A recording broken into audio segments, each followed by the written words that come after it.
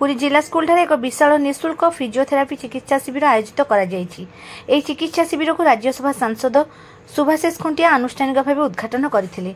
आधुनिक चिकित्सा जगत में फिजियोथेरापी चिकित्सार गुरुत्व संपर्क में निजर मतामत रखिथिले एवं एही शिविरर सफलता पे शुभेच्छा जणाइबा सह आयोजक मानक उद्यम को प्रशंसा करथिले। आहुरी मध्ये एपरि शिविर प्रति मासरे हेउ बोली निजर मत रखिथिले। एही शिविरर ओडिशार विभिन्न जिल्लार 25 जन अभिज्ञ फिजियोथेरापी डाक्तर अंशग्रहण करी प्राय 700 जन रोगींकर चिकित्सा करथिले। विभिन्न जटिल आंठुगंठी जनित समस्या, अंटा पिठी जंत्रणा तथा पैरालिसिस रोगी एवं शिशु मानकर सेरेब्रल पैरालिसिस, ऑटिज्म आदि रोगी मानक चिकित्सा करा सह मागणारे रक्तचाप, डायबिटीज, हिमोग्लोबिन तथा बोन मास डेनिसिट परीक्षा आदि सुविधा जोगाई दि जाइथिला। आसंता सेप्टेम्बर 8 तारिख दिन वर्ल्ड फिजियोथेरापी डे पालन अवसर में यह शिविर आयोजन पुरी एक विशेष महत्व रखुअछि।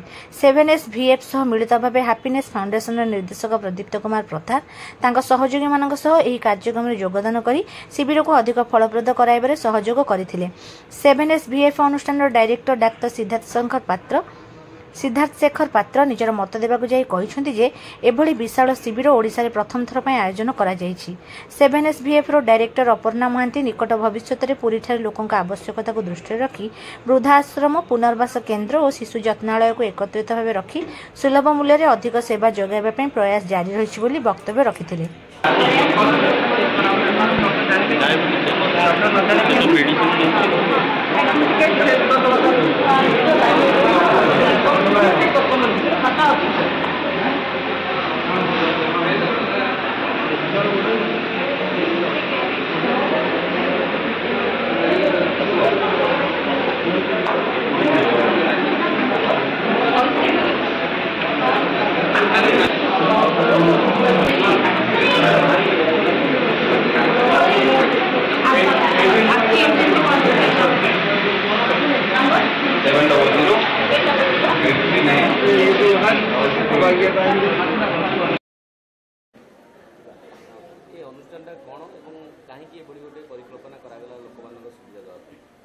ये अनुष्ठान ना हूँ 7 स्पोक्स भर्डियर फाउंडेशन।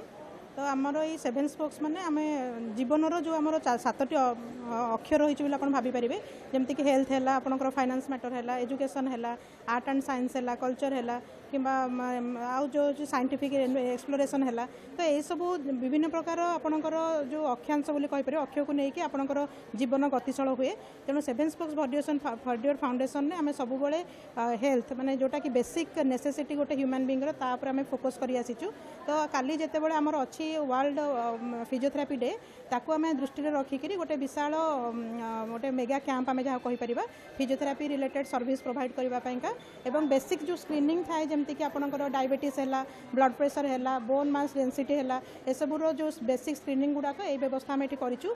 आम चाहूँ जे पुरी जिलार एवं पर्टिकुलाली पुरीर साधारण जनसाधारण जमीक फिजियोथेरापी चिकित्सा विषय अवगत हेबे एवं ता सहित मागणारे चिकित्सा केमती पाइपारे एवं तांकर असुविधा जहाँ भी अच्छी ताकू जानिकी आगू को केमती माने चिकित्साटा कौटी सहजरे पाइपारे से विषय अवेयरनेस भितर क्रिएट हो यही जिनस को आखि आगे रखी आमर ऑर्गेनाइजेशन आमर अनुष्ठान चिंता कला जे गोटे माने विशाल गोटे आम मेगा कैंप गोटे ऑर्गेनाइज करूँ बोली। आगू को आमर प्लानिंग होइछि। आज तो आम बहुत खुशी अच्छु कहीं माने कैंप आमको सफलता लगुच कारण लोक जो मैंने भी आसुच्च जो आम रिएक्शन देखिपर बहुत भल दौरान भल लगुच। तेणु आम चिंता करूँ फाउंडेशन तरफ आम अलग अलग जिले में एमती आम कैंप अरेंजमेंट करूँ एवं आम बेसिकाली आम रूराल आमर जो एरिया रही ग्रामांचल एरिया रे सुविधाटा केमती पहुँची पार से आम माने प्रति मासरे हो कि आमर देखी टाइम टू टाइम देखिक आम जो फ्री कैंप गुड़ाक मागणार लोक मैंने केमती चिकित्सा पाइपर डायग्नोसिस हो पार स्क्रीनिंग हो पार से व्यवस्था आम करने आम चेष्टा करूँ।